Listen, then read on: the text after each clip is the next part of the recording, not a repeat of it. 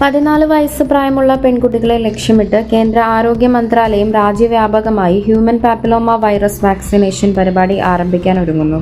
Vaccination സ്വമേധയാ ഉള്ളതും സൗജന്യവുമായിരിക്കും. ഇത് സാമൂഹിക സാമ്പത്തിക ഗ്രൂപ്പുകളിലുടനീളം തുല്യമായ പ്രവേശനം ഉറപ്പാക്കുന്നു.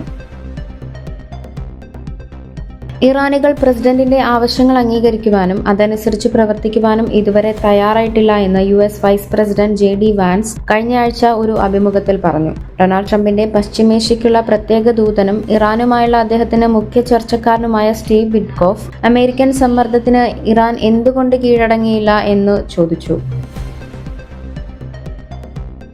അമേരിക്കയ്ക്കെതിരായ ഉദ്ഘാടന മത്സരം ഒരു നിശബ്ദ ഉണർവ് ആഹ്വാനമായി കണക്കാക്കപ്പെട്ടിരുന്നെങ്കിൽ ദക്ഷിണാഫ്രിക്ക ഉൾപ്പെട്ട ഏറ്റുമുട്ടൽ ഒരു പരുക്കൻ ഞെട്ടലായിരുന്നു. അഹമ്മദാബാദിലെ നരേന്ദ്രമോദി സ്റ്റേഡിയത്തിൽ പ്രോട്ടിയസ് തഴച്ചു വളർന്നതോടെ ICC 2020 ലോകകപ്പിലെ ഇന്ത്യയുടെ വിജയക്കുതിപ്പിന് ഒടുവിൽ വിരാമമായി.